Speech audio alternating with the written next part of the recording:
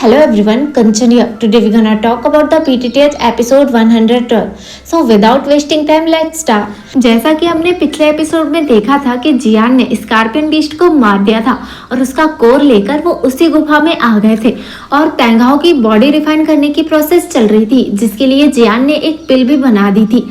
और यहीं से आज के न्यू एपिसोड की शुरुआत होती है, जहां हमें दिखाया जाता है कि जियान उस प्रोसेस को कंटिन्यू कर रहा था और जियान ने हानियन की बॉडी को निकाल लिया था और पेंगाओ से कहता है कि अब मैं इस बॉडी को एक्टिवेट करने वाला हूँ, जिसके बाद तुम इसके अंदर एंटर कर जाना। लेकिन हाँ, इसके लिए तुम्हें मेरी हेवनली फ्लेम को बर्दाश्त करना पड़ेगा और इस बॉडी को कंट्रोल भी करना पड़ेगा, और अगर तुम ऐसा करने में नाकामयाब रहे तो ये बॉडी भी डिस्ट्रॉय हो जाएगी, साथ ही साथ तुम्हारी सोल को भी बहुत ज्यादा नुकसान होगा। जिस पर पेंगाओ भी एग्री हो जाते हैं। तभी हमें दिखाया जाता है कि जियान उस बॉडी को एक्टिवेट कर देता है।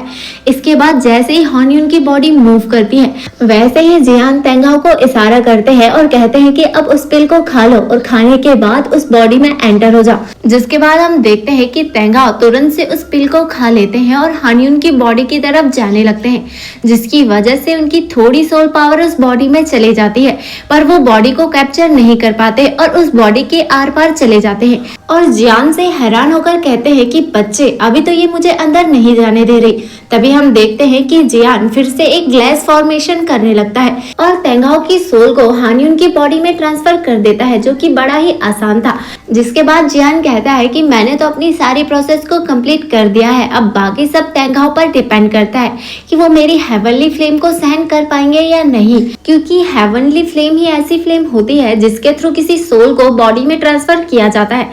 तभी हम देखते हैं कि एक जोर धमाके की आवाज आती है, क्योंकि बाहर बहुत ही बड़ा ब्लास्ट हुआ था, जिसकी वजह से पूरी गुफा भी हिल गई थी।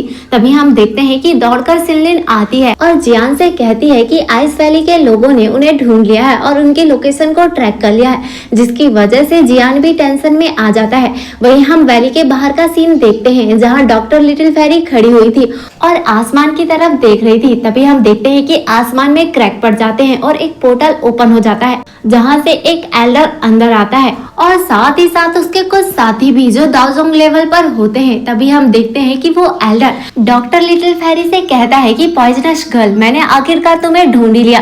और तभी हम देखते हैं कि वो अपने ड्रैगन से उस पर अटैक करता है और उसके साथियों को पूरी वैली को घेरने के लिए कहता है। साथ ही साथ वो एल्डर डॉक्टर लिटिल फेरी को धमकाते हुए कहता है कि अपने साथियों को भी बुला लो, क्योंकि आज उनका खात्मा भी मेरे ही हाथों होने वाला है। जो भी ड्रैगन अटैक हुआ था उससे हमारा पपेट निकल जाता है और उस अटैक को डिस्ट्रॉय कर देता है। अब हम देखते हैं कि डॉक्टर लिटिल फेरी कहती है कि आइस वैली के लोग मुझ पर कुछ ज्यादा ही टाइम वेस्ट कर रहे हैं। जिसके बाद हम देखते हैं कि वो एल्डर अपनी आंखों से पर्दा हटाकर कहता है कि पिछली बार जब हमारी फाइट हुई थी तो मैं उस फाइट को हार गया था, लेकिन इस बार मैं तुम्हें जिंदा नहीं बख्शूंगा और तुम्हारे साथियों को भी।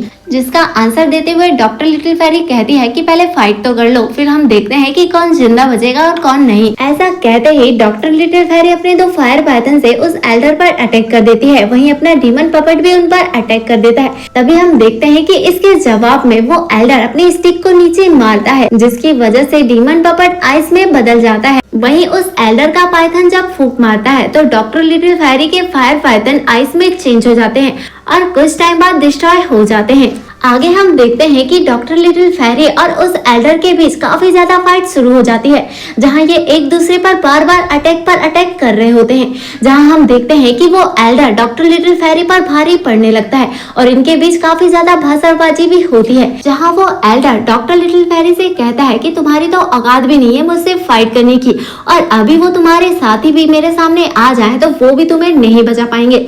तभी हम देखते हैं कि सीन चेंज होता है और हमें गुफा के अंदर का सीन दिखाया जाता है, जहां जियान को भी बाहर की काफी ज्यादा टेंशन हो रही थी, पर वो अभी भी बॉडी रिफाइन करने में लगा हुआ था। सिलिन भी बाहर के नजारे को देखकर टेंशन में लग रही थी। अगेन सीन फाइट की तरफ चेंज होता है और हम फाइट सीन को कंटिन्यू देखते हैं, जहां वो एल्डर बार बार उन पर अटैक कर रहा था और उनके अटैक को डॉज कर रहा था, जहां वो उनके ऊपर हंसते हुए कहता है कि तुम तो चींटियों के बराबर हो और मैं तुम्हें चींटियों की तरह मसल दूंगा। ऐसा कहते ही वो एल्डर अपने आइस एरो से अटैक कर देता है, जिसकी वजह से डीमन पपेट भी काफी नीचे जाके गिर जाता है।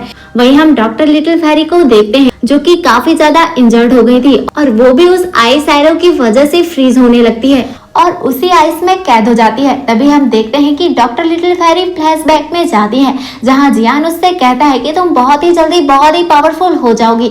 जिसके बाद डॉक्टर लिटिल फेरी मन ही मन में सोच रही थी कि ऐसा कभी नहीं होगा। ऐसा सोचते हुए वो अपनी बॉडी से पॉइजन रिलीज करती है, जिसकी वजह से वहां पर क्रैक आने लगते हैं।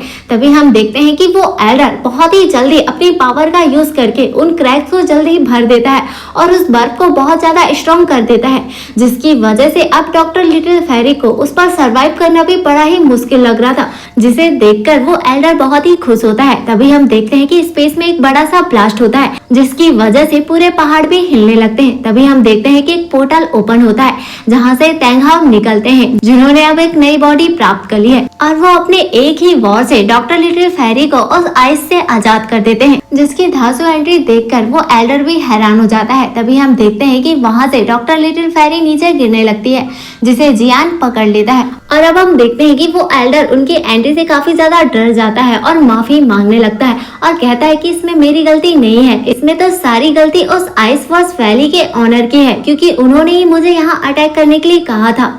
लेकिन वो एल्डर समझ जाता है कि वो उसे माफ नहीं करने वाले, इसलिए वो अपने साथियों को कहता है कि बड़ा सा आइस ड्रैगन को फॉर्म करो और वो एल्डर अपने स्टिक को आसमान की तरफ फेंकता है, जिसकी वजह से वहाँ बहुत बड़ा पोर्टल ओपन हो जाता है, जहाँ से एक बड़ा सा आइस ड्रैगन निकल कर आता है और उन पर अटैक करता है। तभी हम देखते हैं कि टैंग हाउ की नई बॉडी उस अटैक को आसानी से डॉज कर देती है।